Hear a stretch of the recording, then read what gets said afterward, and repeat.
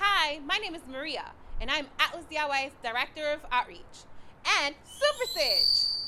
Did you know that SIJS, or Special Immigrant Juvenile Status, is a way for young people to receive immigration status?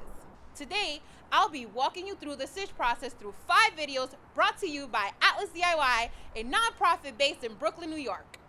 Now remember, this is just an overview, so if you think you qualify, contact a lawyer near you.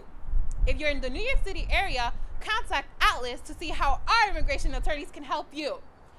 If you're not in the New York City area, check out lawhelp.org to find an attorney near you. Now, away we go!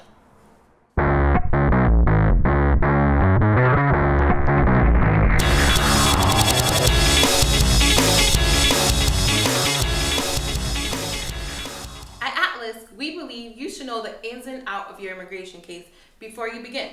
After all, the first step of advocating is educating yourself. At Atlas, we have a program called the Immigrant Youth Peer Educating Program. Let's watch them discuss SIJS with our community paralegal home. Hi guys, as we mentioned in our last meeting, today we're gonna be talking about an immigration status called SIJS. Now, can anyone tell me what SIJS stands for? Special Immigrant Juvenile Status. So when you apply for SIJS, 5 things must be true. Let's see if we could name all of them today.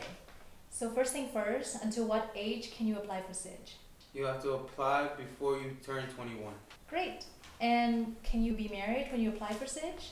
No, a person cannot be married when you apply.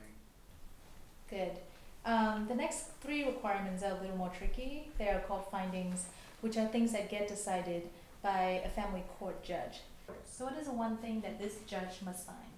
The family court judge has to find that the SIJS applicant is dependent on a juvenile court or is in custody of the state agency or a person that the state appoints.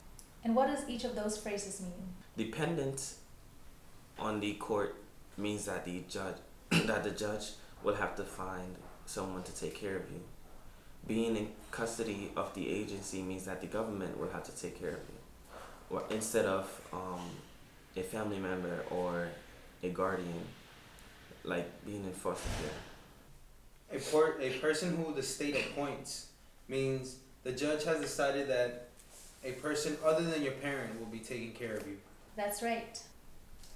People also depend on the court if they are involved in juvenile delinquency cases, paternal cases, or also Article 10 cases where the judge decides whether they were neglected or abused. Yes, all of the court proceedings that you've named would make someone dependent on the court. Now, the next thing a family court judge must find in a SIJS case is that You cannot go back to living with your parents because of abuse, neglected, or abandonment. I think that applies for one or both parents. So if someone cannot go back living with their dad because of abuse, but continues living with their mom and getting the right care, they're still eligible for SIJS. Yeah, and you're also eligible if you can't go back to living with your parents. For similar basis, in New York, I think in New York, that means like if the death of a parent, or if the parent is too sick to take care of the child. right, all of the above.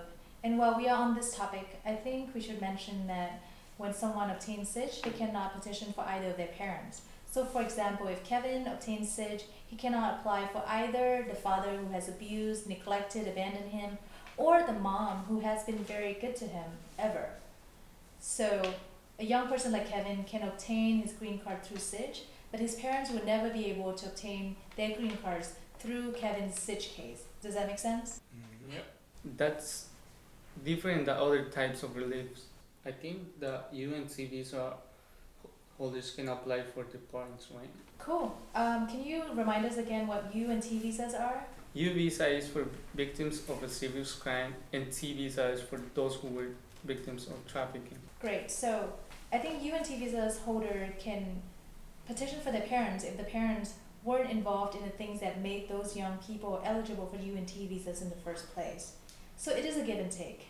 SIJS is potentially a much quicker route to getting a green card, but you cannot petition for your parents, unlike other forms of relief like UNT visas. Okay, so what is the last requirement for SIJS? The family court judge has to find that it is not in the best interest of the child to be returned to the country where they have originally born.